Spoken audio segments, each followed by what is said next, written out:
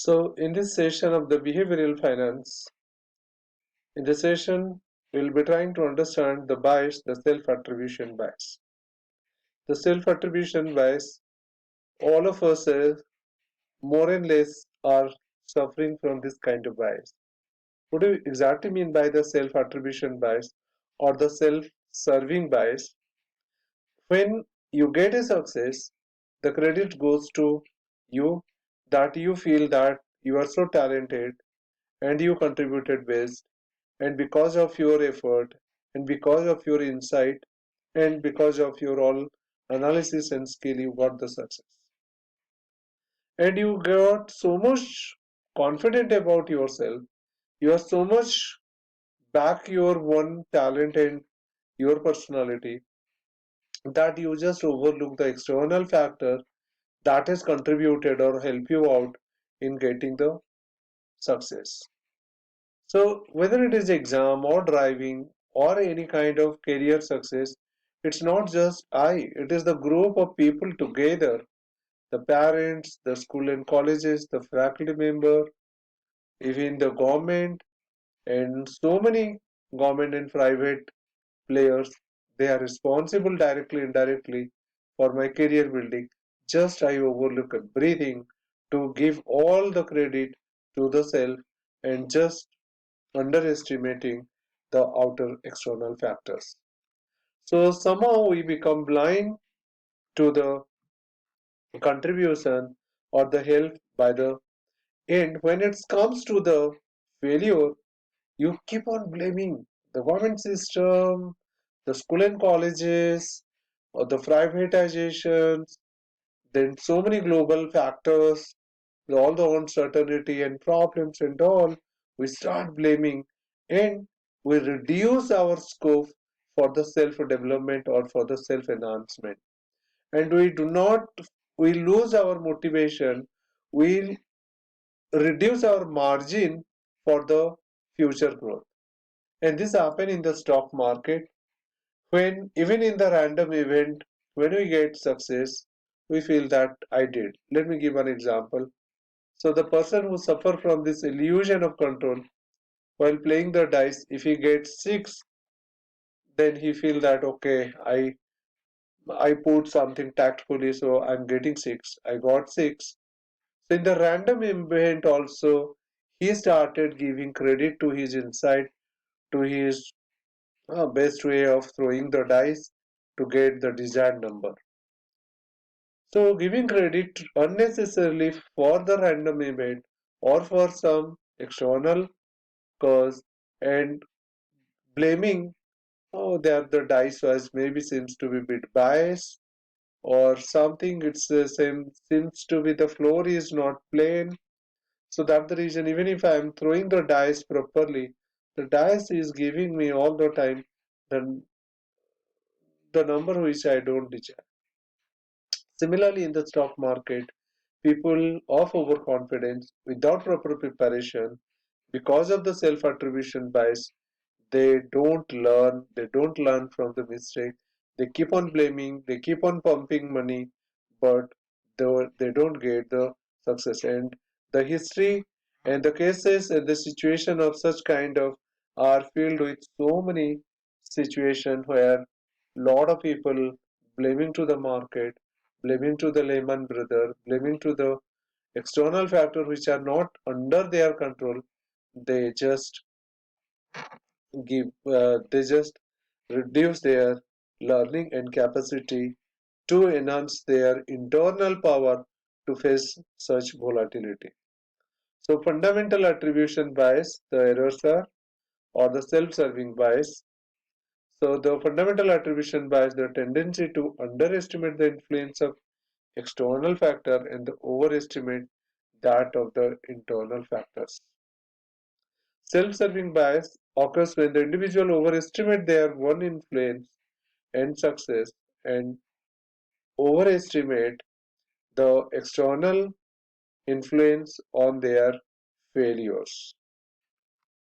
So just go through this video. It's an interesting video, just 2.5 minutes video. So self-attribution is bias is all about result is good, take credit, bad, blame others. And you know, when you do such kind of behavioral activity, behavior, the team or the spirit of the whole team used to lose.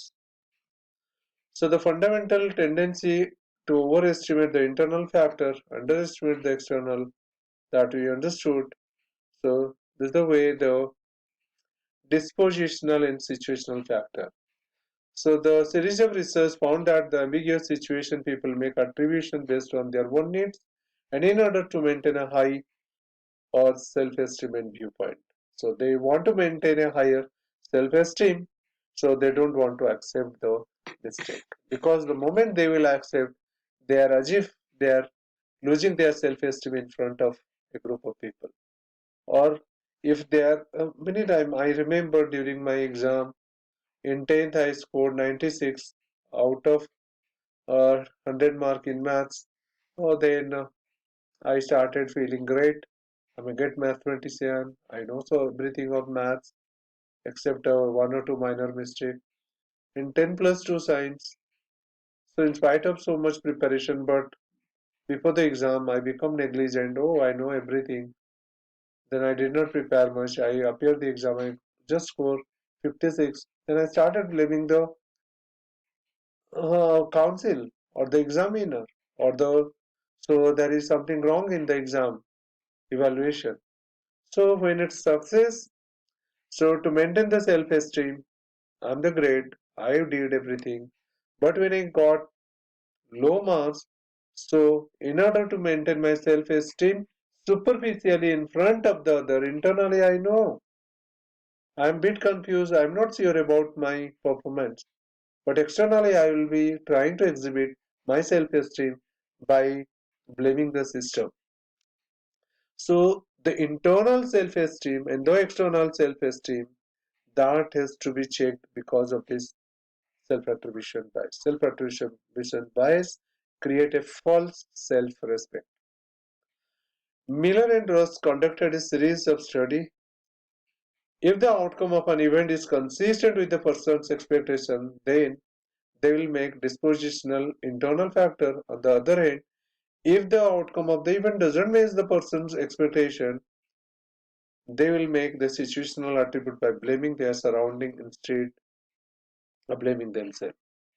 So don't in 1994, a professor of psychology at Moravian College used to conduct an experiment. He used to take a blank paper and ask a student to draw a line and to write the strengths and weaknesses in both the end of line. After that, he asked student to list the personal strength and weakness. Invariably, students ended up writing more strength than weaknesses. So all of us understand this is good. We seek strength of ourselves and overlooking weaknesses. That is good. But too much strength, overlooking the weakness, sometimes this weakness also eat away our strength with the time. So self-attribution bias and self-serving bias are both the same term and they are being interchangeably used for the different. So while more often we have already discussed, but the last line, while more often the blaming failures on outside influence such as bad luck. So many times people used to say, I'm not getting success because I'm not a fortunate. Everybody used to feel that as if one of the most unfortunate soul I'm in this world. Every time the all the odds, all the problem, all the opposition is against me. Why? So we feel this self-attribution bias sometimes this make us some different kind of thought. So just Betty is the lady, she is the co-worker of the person, but she came late. Then while seeing, then he realized, okay, Betty is not sincere, and he's not his internal weaknesses are dominating. She is not coming on time.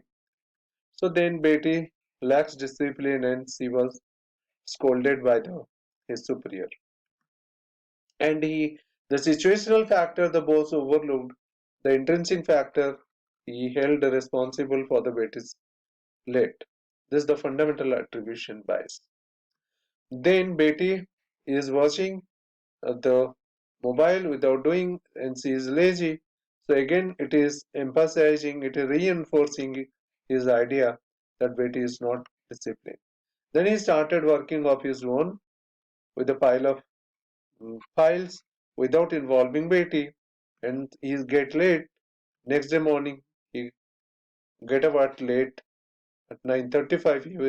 He has to reach by 10 to the office, and he got late even catching the train, and finally he was scolded.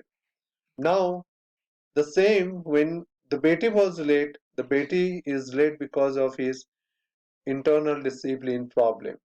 And because when he is late, he is now started blaming it is the situational factor. Betty is not cooperating, the train is not on time, there was a problem of my alarm bell, so everything, but internally I'm sound.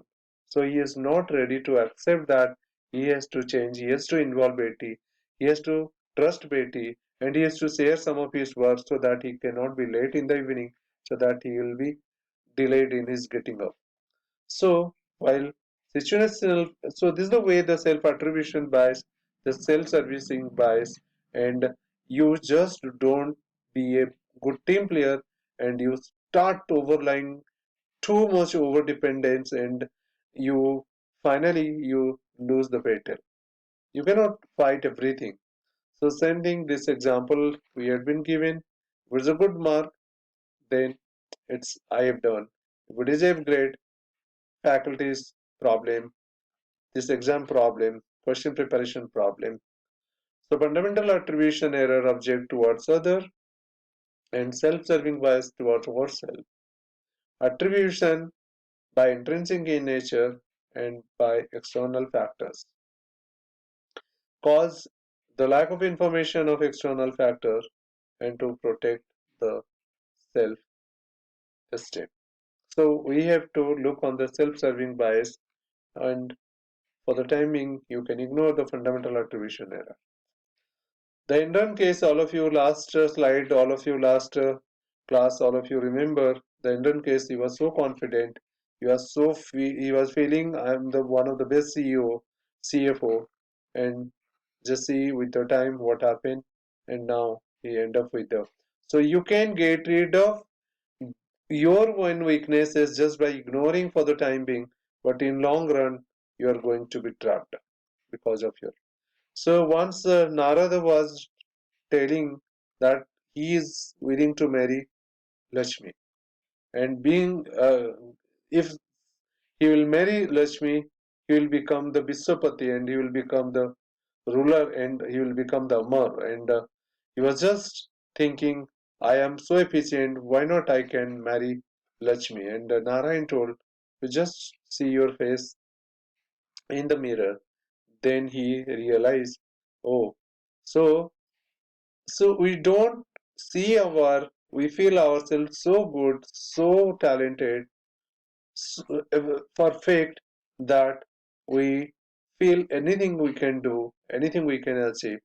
But there are certain negativity biases that cripple down or creep and that dominate. So this is the way the manager tends to credit the initial success to their own ability, therefore become overconfident and engage in more deals. That's the problem. The when he gets success, he feels the success because of my contribution, my talent. So he become overreactive. He keep on making more and more deals.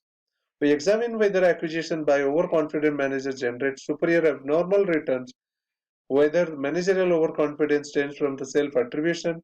Self-attribution bias suggests that overconfidence plays a greater role in higher order of acquisition deal and predicting the lower wealth effects of higher order of acquisition deals. So this is the way we can see there are a lot of application of such biases. And now after the person the got delayed, now he realized no, it's not bait, it's just he was delayed because of his internal.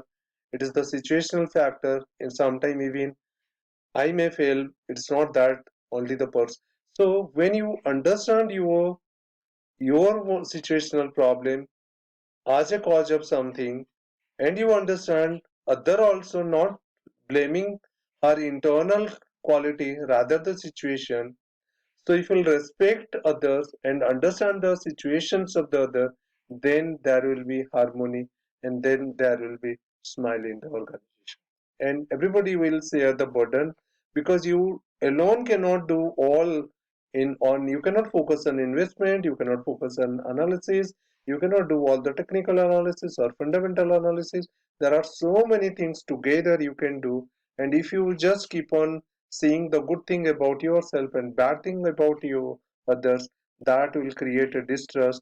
And in service industry, you do not know who will create what kind of damage because of such kind of suspicious environment and envious and your harmful environment. So let us see the some of the assignment. Self-attribution bias is dominating the world around. How is it harmful in normal life? How self-serving bias trap a person with time? Write down your understanding of the self-serving bias in your one word, or the self-attribution bias in your one word. Questions: think and plan how to get rid of self-serving bias. What are the impact of self-serving bias on the managerial decision? So thank you. So self-serving bias, I think from today onwards, we should go for the self-transformation without blaming the external thing. Otherwise, we will be there, and without the situation will not change, but will be the sufferer. So